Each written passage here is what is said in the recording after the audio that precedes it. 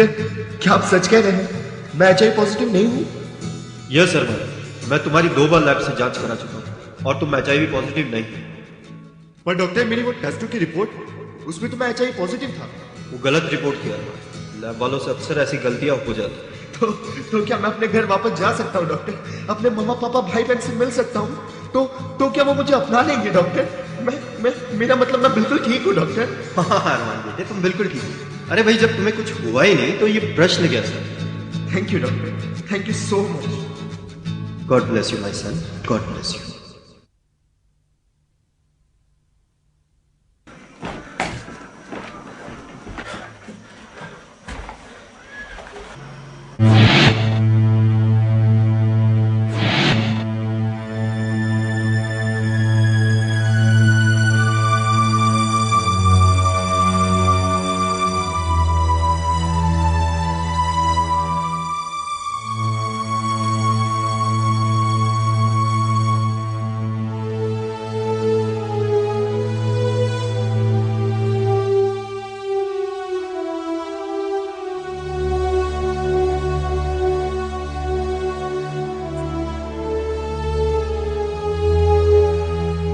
मीरा कैम, मेरा दोस्त, मेरे बीते दिनों की दास्तानों का हमराज, मेरे वो सभी पल जिसमें मैंने जिंदगी को समझा और पाया, इसमें रिकॉर्ड करता गया।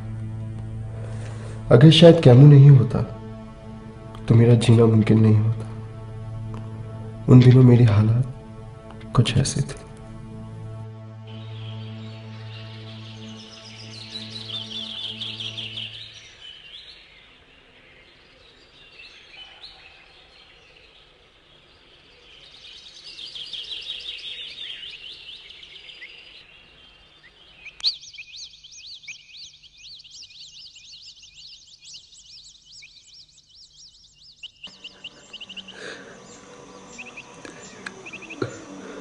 हाय,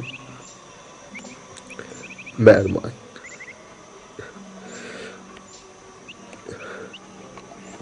अपने मम्मी पापा घर पर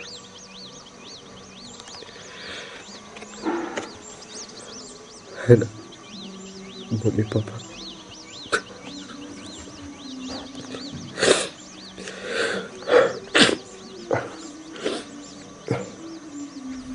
पहले मेरी इस अकेले दुनिया में मेरे सब थे।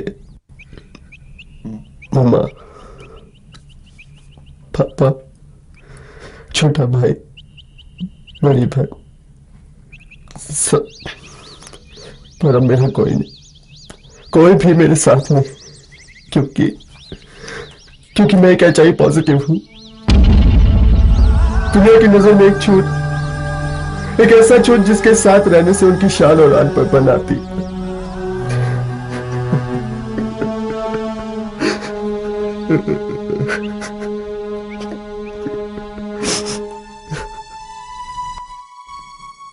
मेरे अपनों तक जाने वाले वो तमाम रास्ते अब मुझसे दूर हो चुके हैं। मुझे मेरी मंजिल का पता नहीं। मैं अकेला हूं, तन्हा हूं। बहुत बार चाहा ये घुटन भरी जिंदगी को खत्म कर दूं, पर उसमें भी नाकामयाब रही।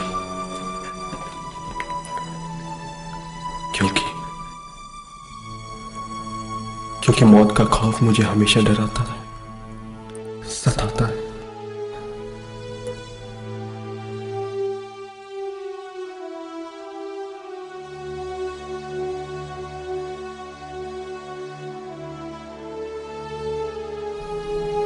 मैं मरना नहीं चाहता, जीना चाहता हूं।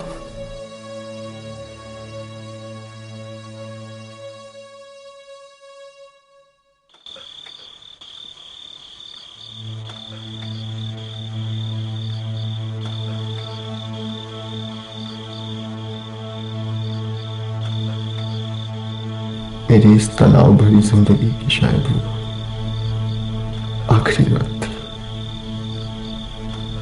जब मैं पूरी तरह टूट चुका था और बस बार बार एक ही सवाल दोहराता था।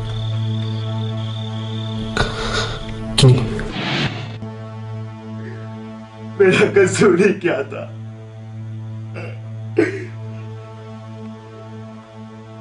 मेरा गुनाह ही क्या था?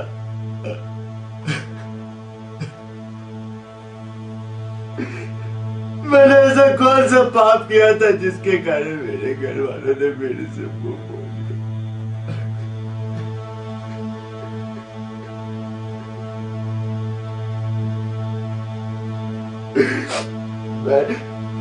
मैं मैं तो बस पेट दर्द के कारण नर्सिंग होम में दाखिल हुआ।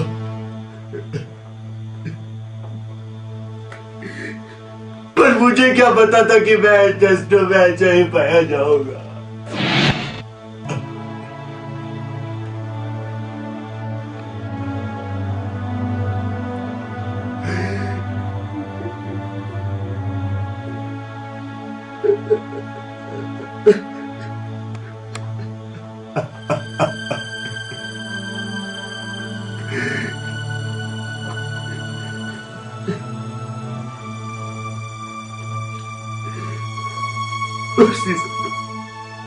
उसी समय मानो जैसे मैं कोई अछूत हो गया।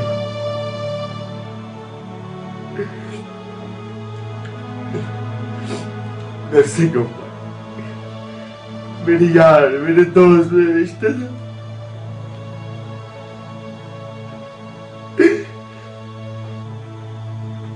यहां तक कि मेरे पापा भी मुझसे नफरत करने लगे, मेरे पास आने से भी कतराने लगे।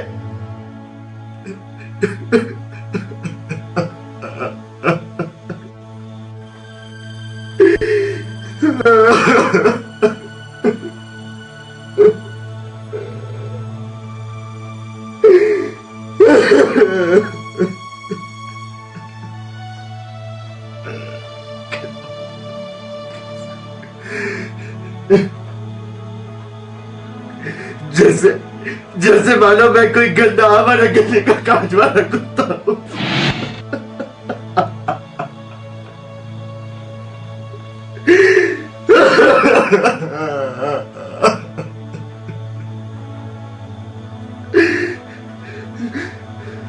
जिसके जिसके जिसके सांस लेने से भी वो बीमार हो जाएगी।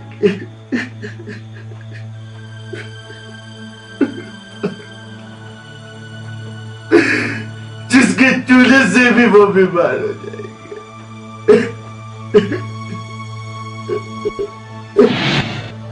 नर्सिंग होम वालों ने मुझे उसी समय नर्सिंग होम से निकाल दिया। पापा को भी मेरी उम्र और मुझ पर यकीन नहीं आया। पापा को भी मुझ पर यकीन नहीं आया।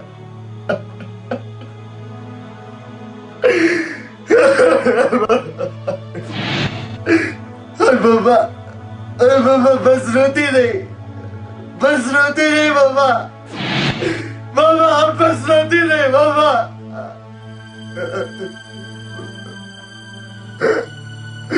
बाबा बस आप रोती नहीं बाबा, बाबा,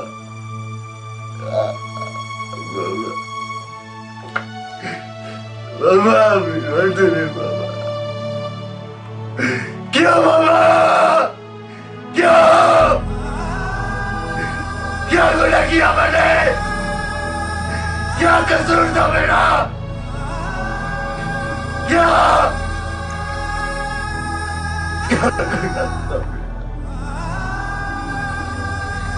क्या कसूर था मेरा? क्या कसूर था मेरा? क्या गुनाह था मेरा?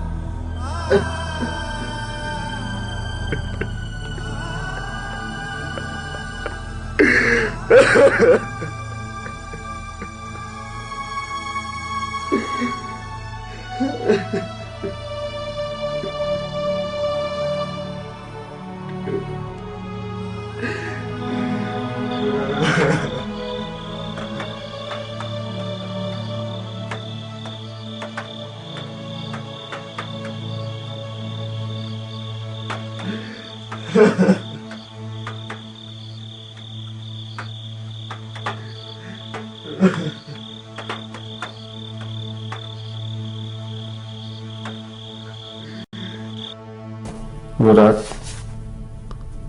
वो रात मुझे बदलाव की रात थी। उसके बाद मैंने एक नई सुबह को पाया।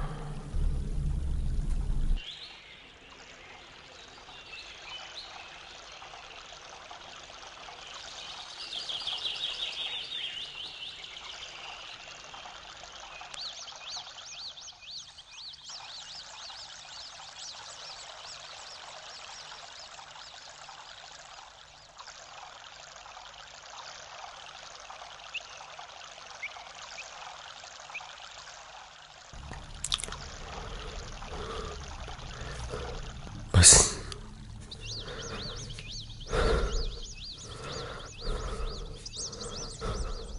अब बहुत हुआ। अब मैं नहीं रहूंगा इस बेड में, बिल्कुल नहीं हूं।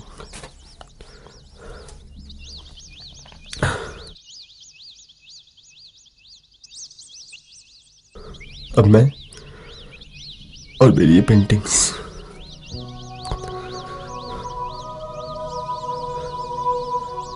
अब यही मेरे मम्मी पापा है। इन्हीं की बदौलत मैं सरवाइव कर रहा हूं। अब मैं नहीं रहूंगा, जरा भी नहीं रहूंगा।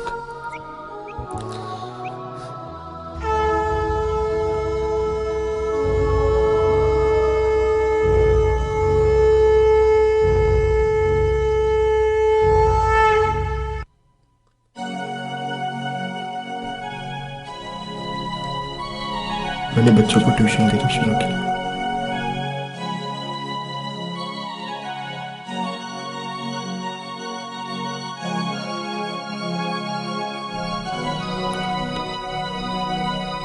दिन रात ये पेंटिंग्स बनाई।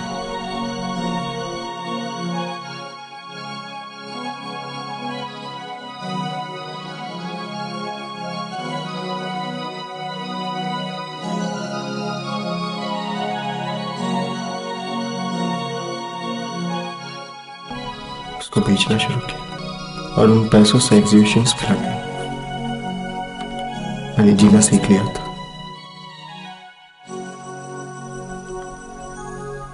एक दिन एग्जीबिशन से लौटते समय मेरे मन में एक उम्मीद की किरण जागी और मैंने अपनी जिंदगी का एक अहम फैसला ले लिया।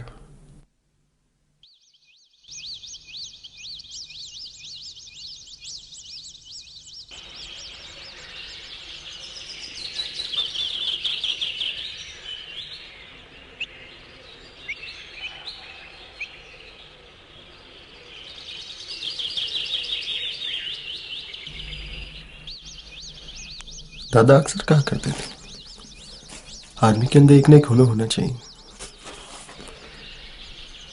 अब मैं मम्मा पापा और इस दुनिया को बताना चाहता हूँ कि मैं किसी का मोहताज नहीं। मैं अपने आप को खुद पाल रहा हूँ और अपनी जिंदगी के फैसले भी ले सकता हूँ। और इसी के चलते मैंने अपनी जिंदगी का एक अहम फैसला भी लिया है और वह अहम फैसला है शादी, मेरी शादी। आप सोच रहे होंगे कि एक HIV पॉजिटिव की शादी। जी, ये संभव है। अगर इस दुनिया में मेरे जैसे लाखों लड़के हैं तो मेरे जैसे लाखों लड़कियां भी होंगी और कोई ना कोई मेरे लिए भी बनी होगी। जी, अब मैंने अपने लिए एक जीवन साथी तलाश करना शुरू कर दिया है जो HIV पॉजिटिव हो।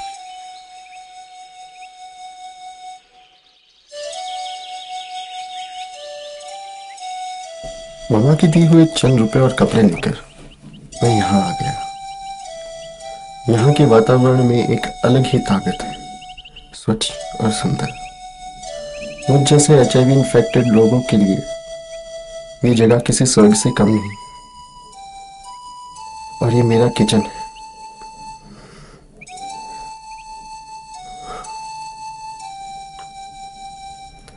यहाँ मेरी जरूरत का सारा सामान मौजूद है।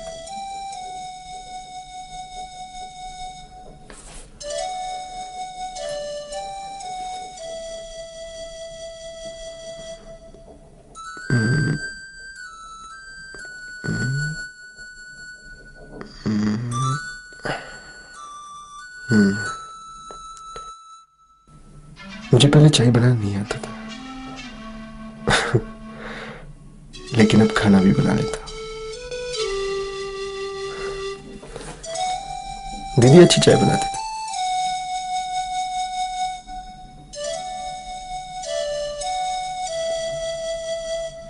और मैं उसे ये कहकर चिढ़ाया करता था कि उसे सिर्फ चाय बनाना ही आता है,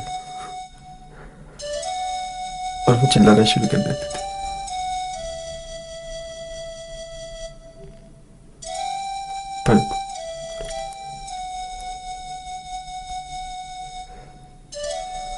पर बाद में मैं उसे मना लेता।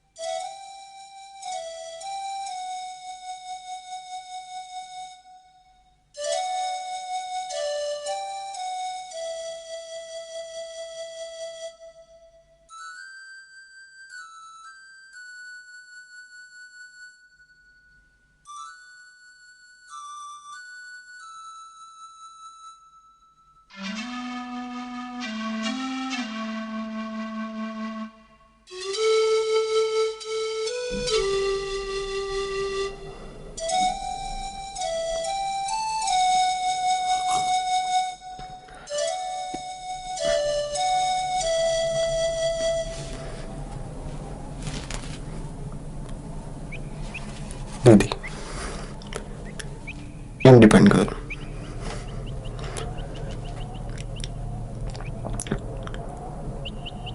दीदी अपना बुटीक चलाती है। बहुत ही कम समय में अपनी बुटीक की अच्छी साख बना ली है। अभी हाल में उनकी शादी हमारे पापा के सीईओ के बेटे के साथ हुई। मैं शादी में नहीं था, और अगर होता तो ये शादी नहीं होती।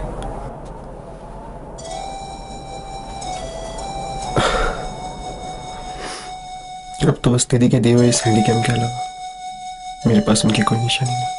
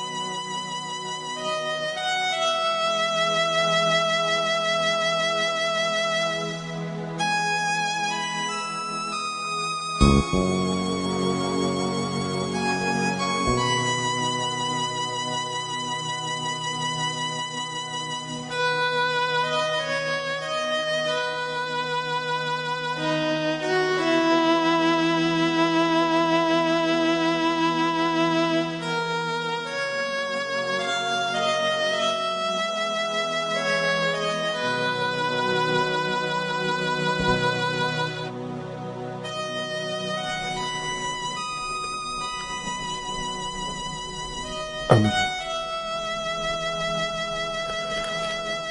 मेरा छोटा भाई,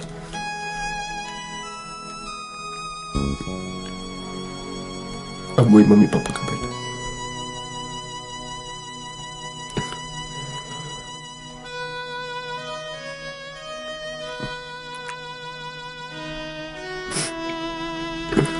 नाइन्थ स्टैंडर्ड में पढ़ता है।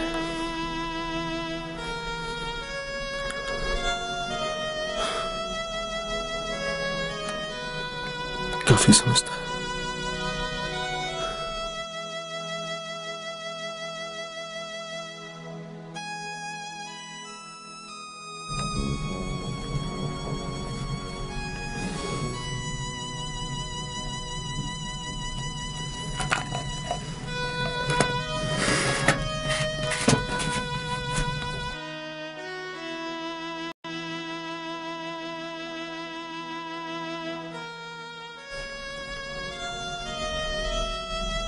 रोज की तरह मेरी तलाश जारी थी,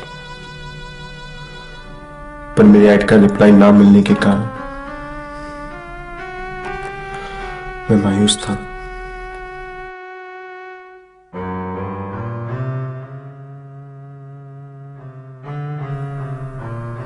बेचैन था। सोचता था कि मुझे मेरा कोई अपना मिलेगा या नहीं।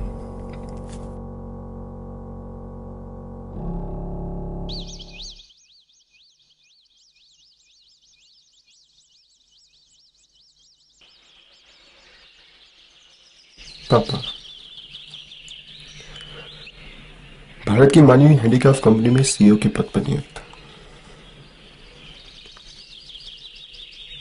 काफी हार्ड जॉब है। रोज का रूटीन नॉन स्टॉप।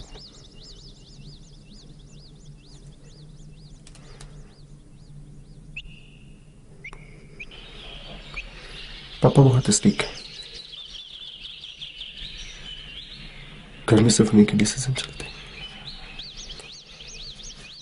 कोई भी उनकी एक बात काट नहीं सकता।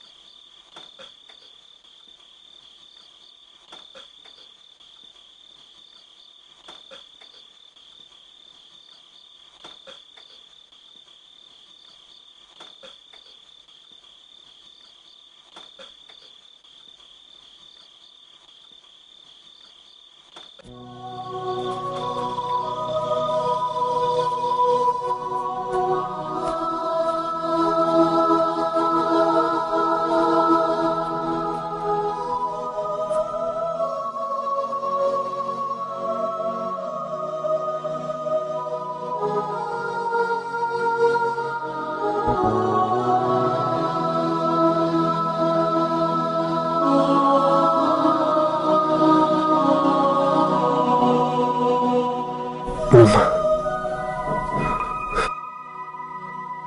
मेरी मम्मा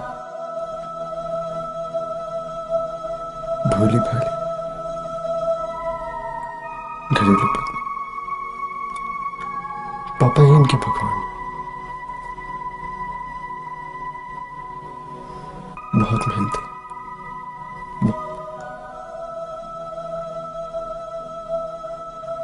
पापा को ऑफिस भेजने के बाद हमने और अपनी कला की दुनिया में खो जाते। सही मायने में मैंने कला को अपनी मम्मा से ही सीखा। मम्मा अच्छी कलाकार, पर मम्मा आपको भी अपने अरमान पे विश्वास नहीं था मम्मा।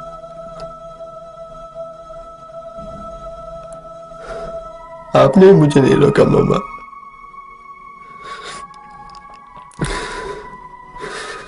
क्यों मम्मा? मम्मा बस रोते रहे, बस रोते रहे। क्यों मम्मा आपने मुझे नहीं रोका मम्मा? मैंने कहता था मुझे मेरी ऐड का रिप्लाई मिलेगा। मुझे मेरी ऐड का रिप्लाई मिला है, वो भी इंदौर से। उसका नाम तमन्ना है। मुझे मेरी सखी मिल गई। आज अगर मामा होती तो कितनी खुश होती।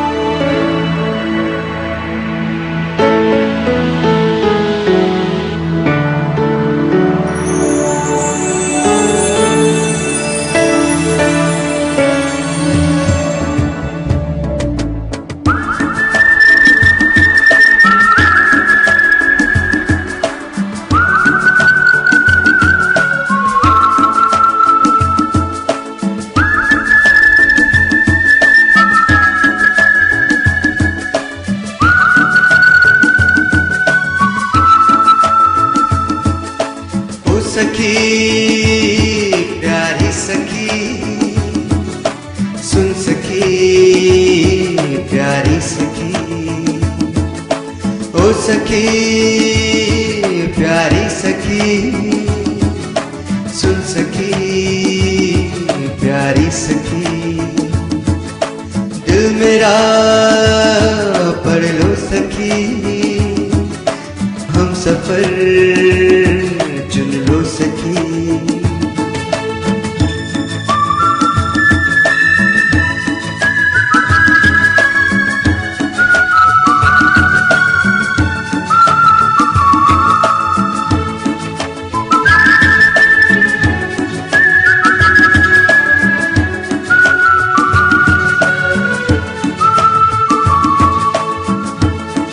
बेगाना हूँ, अनजाना हूँ तेरे लिए मैं, तेरे लिए। या जाना या पहचाना तेरे लिए मैं, तेरे लिए। ला ला ला ला ला ला ला ला ला ला।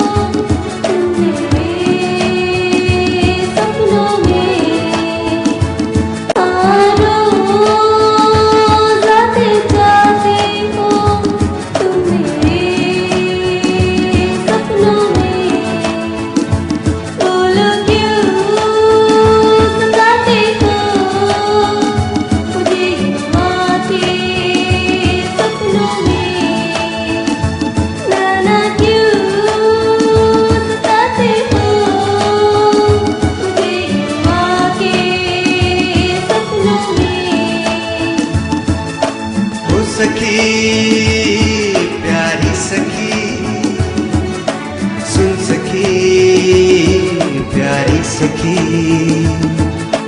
हो सके प्यारी सखी, सुन सखी प्यारी सखी। दिल मेरा पढ़ लो सखी, हाँ हम सफर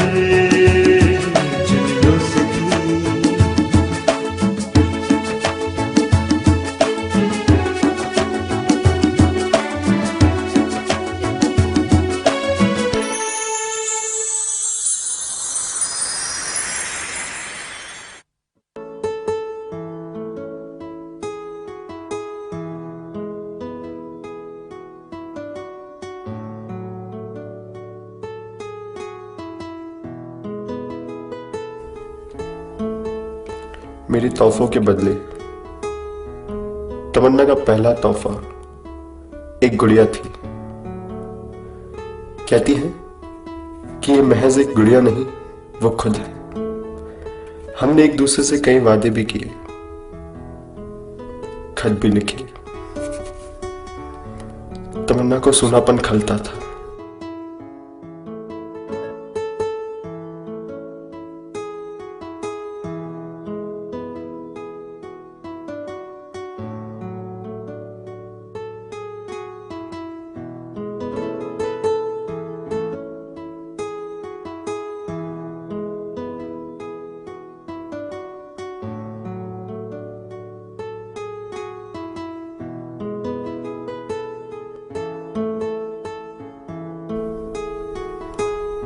हम दोनों अब काफी करीब आ चुके थे।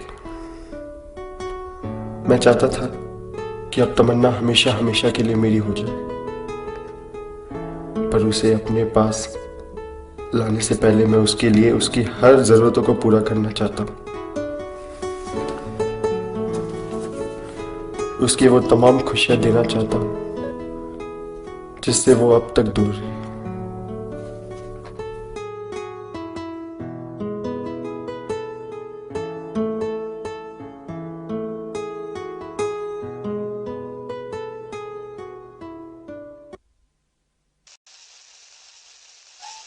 जानते हो कैसी है तुम?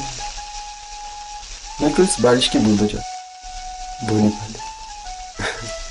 मैंने उसका फोटो मेल में देखा, दिखने में अच्छी और बोलने में भी अच्छी।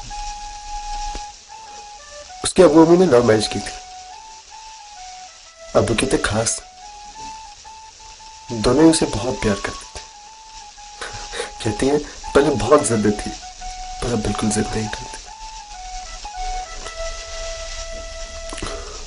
जिद सुनता ही कौन होगा? मैं सुनूंगा, क्योंकि तमन्ना सिर्फ मेरी है और मैं उसकी हर इच्छा पूरी करूँ।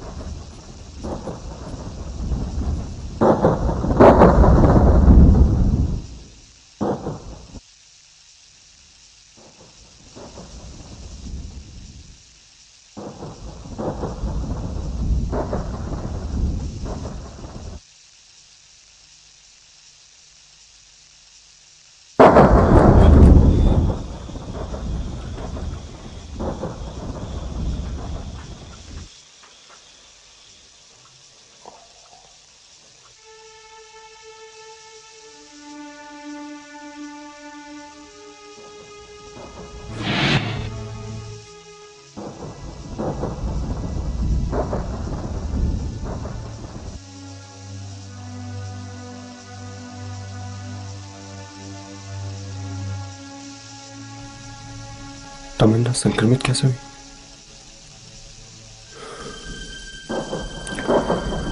गोवा से छुट्टियां बिताकर लौटते समय रेल हादसे में उसके अबू अम्मी का देहांत हो गया। तमन्ना भी गंभीर रूप से घायल हुई।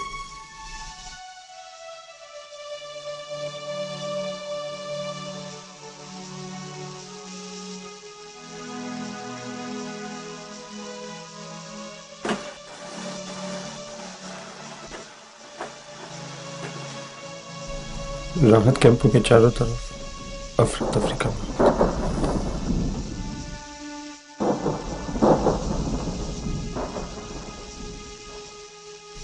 और इसी अफरा तफरी के चलते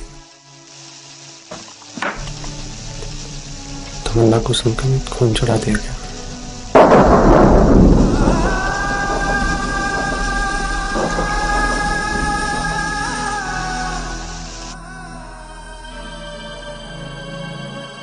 अब तमन्ना महिला आश्रम में सरकारी भत्तों पर रह रही, जहां उसके साथ अछूतों सा व्यवहार होता है। आश्रम की मैट्रन के अलावा कोई भी उससे उचित व्यवहार नहीं करता। मैट्रन को वो अपनी मां जैसी बताती। आश्रम के पास में ही एक इंटरनेट और एसटीडी की दुकान है, जहां से तमन्ना मुझे मेल और बात करती है।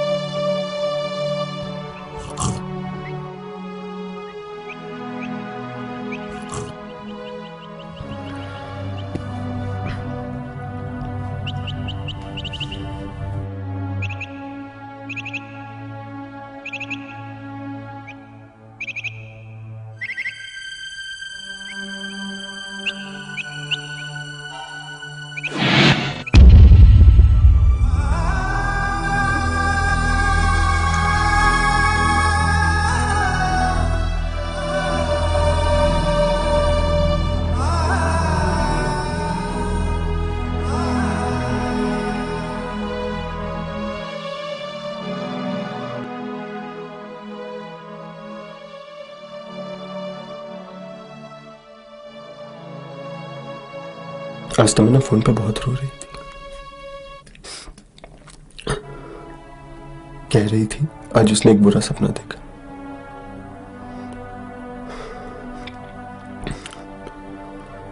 कि मैंने उससे शादी का विचार और उससे बात करना छोड़ दिया। बेवकूफ। ऐसा भी कभी हो सकता है। एक तुम ही तो हो जो मेरी खोई खुशियों को लौटा सकती हो। तुम्हारे बिना मेरा है ही कौन।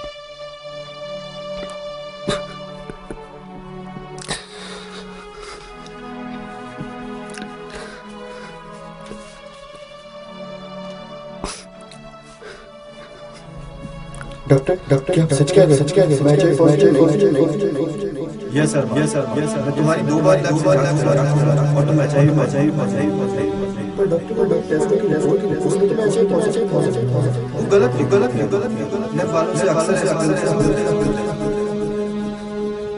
तो क्या मैं कोई जा सकता हूं अपने मम्मा फाइनेंस से मिल सकता हूं। तो क्या मुझे अपना नहीं लगा मेरा मतलब मैं डॉक्टर ठीक हूं।